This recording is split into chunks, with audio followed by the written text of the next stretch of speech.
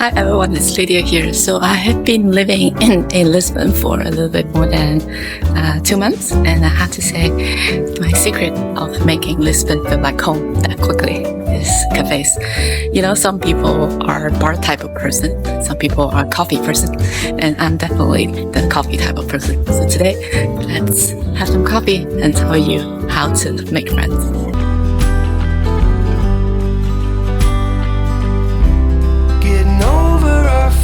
While we're under the gun, there's no making sense of the things that they say.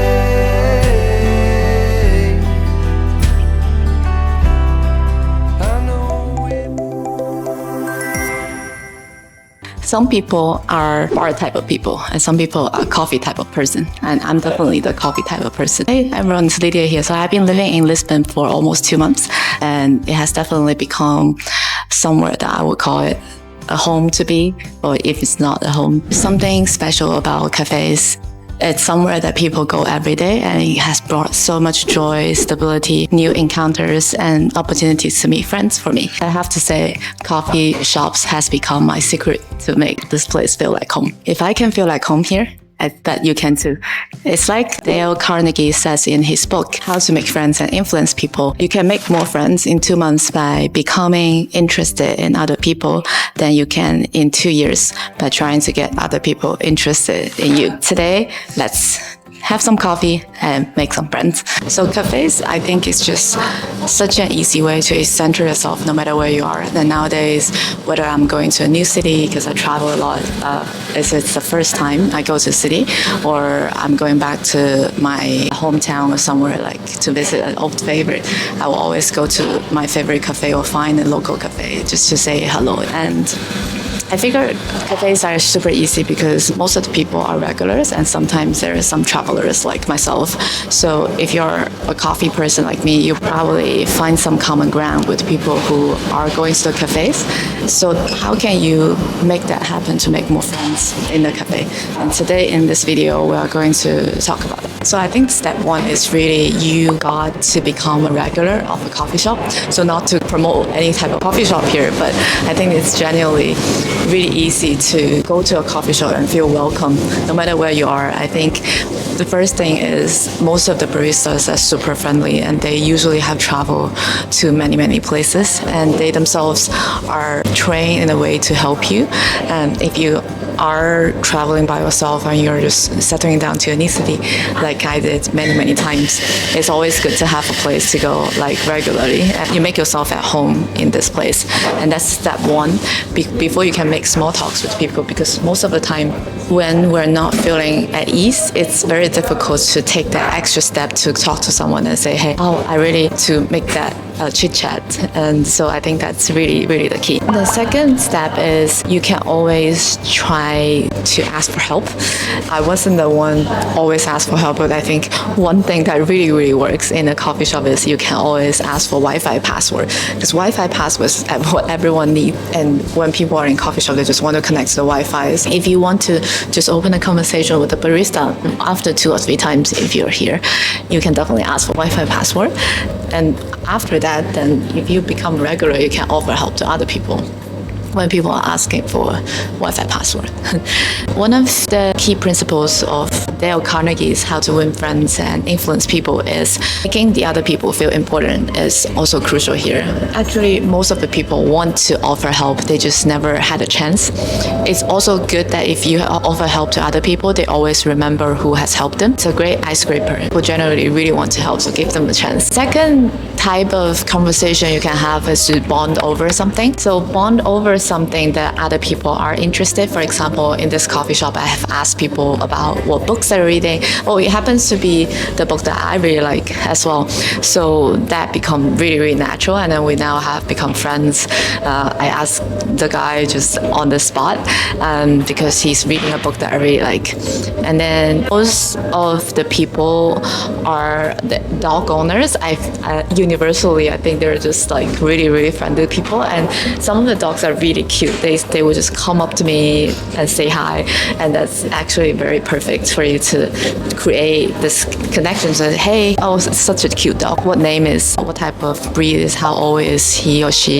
And it's a natural conversation opener. You can even bond over a shared complaint. I think sometimes maybe it's not very ideal, but for example, if some day is super crowded and you're one of the regulars, it will be like, oh, it's like none of the any other days. So the key here is actually like find those occasions that it's easier for you to open a conversation, but not trying too hard. And finally is to be natural. Carnegie's book, he has this quote. He's like, a smile costs nothing, but creates much. If you're always have that kind of smile on your face, it's just naturally easier for people to want to talk to you. I think I'm genuinely happier in a coffee shop. So because this is my go-to place, this is also my regular spot. Like sometimes if I come here and then I'll see a tourist and then they're trying to find a place. And a month ago, Taylor Swift was in Lisbon. So there are so many people who are going to the Taylor Swift concert. So if you're just in a conversation with someone that's like, oh, I'm going to the Taylor Swift concert, that's just a natural conversation opening. It's like, oh, me as well. So I think those are really easy to open a conversation. And sometimes even if you don't become friends or something, you just end up helping people. It's always a good highlight of the day. Like sometimes here I talk to people, they will naturally also interested and say like, are you working here? Are you a student here? And then I will be telling them, oh, I'm actually just traveling, but I've been here for 2 months. This is one of my favorite cities. You can also do this, and that to go to all of those places that you will like. I think all of these, try the small talks, try to offer help, and try to bond over something, try to be natural. It all starts from finding your spot of being a regular. I wouldn't be able to do all that if I'm just coming here for the first time and the first day, if I don't know any of the baristas, which is now I think everyone knows me because I'm just here every day. It's kind of like my office. I have one coffee shop almost in every city that I stay, and I think that really, really helps me to center myself around. Just don't overthink it. There is this concept called the liking gap. I read it in this book by Dr. Meg Jay, 20-something treatment. It says like this: the liking gap is the now well-documented tendency that we all have to underestimate how much people like us, yet another instance of negative bias. The liking gap is taking uncertain social encounters, a party, an interview, a conversation, and imagine they're worse than they are. And studies also have shown countless times that engaging with strangers, such as those on the train or in a cafe, can lead to positive social interactions and improve our mood. And that's certainly the case for me. I'm sure that can be the case for you too. If you're traveling, if you want to be curious, and it's actually not that hard. Give people a chance to like you.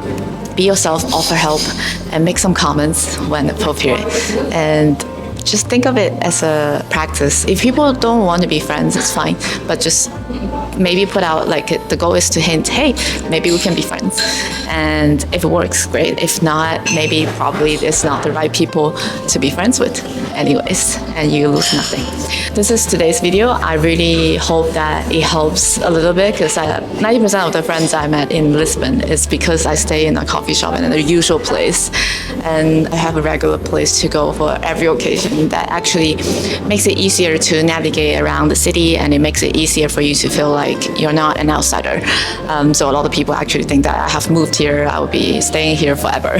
So when I told them, oh, I'm actually going to go back to London very soon, they're very, very surprised. I still don't believe how many friends I make in a coffee shop.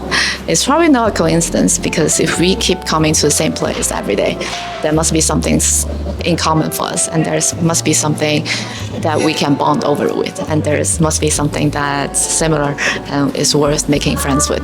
So this is the end of today's video. Maybe your go-to place is not a coffee shop, maybe it's like a library, maybe it's a gym. Tell us what is your go-to place, and leave a comments down below, and we can help each other to find more place and find ways to make a new city feels like home. And afterwards, who doesn't want to feel like home, no matter where you travel, right? And if you haven't subscribed to this channel, please hit the subscribe button. And some of my oldest supporters and followers recently has told me they have lost the subscription for whatever reason. So if you're one of those early followers, please check your subscription. You can keep watching us in this channel and keep supporting the videos every step of the way. If you like the video, share it with your friends and family. That really helps the channel a lot. And I hope that you can win some friends in the place that you love. And I'll see you next time.